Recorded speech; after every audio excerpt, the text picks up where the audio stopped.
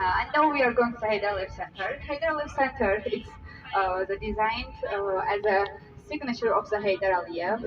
He's the dad of our Azerbaijan currently President Ilham Aliyev. I will show you.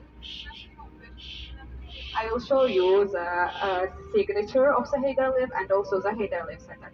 And Heydar Aliyev Centre is built in the starting of the building is the 20 and 07 year, but the finish of the building is the 2012 year. But after the 6 months after was the fire on the top of the center, and after 16 months they reopened. It's reopened.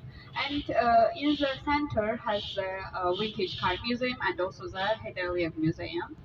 If somebody wants, all that, if somebody that stayed here, we cannot wait for him. Okay. And after the Heydar Aliyev Centre, we will go to the boulevard, the near of the sea. 3 o'clock. No, not 3 o'clock. KFC close? नहीं, KFC close. मैं ही पूछ रही शायद नहीं. Okay, at 2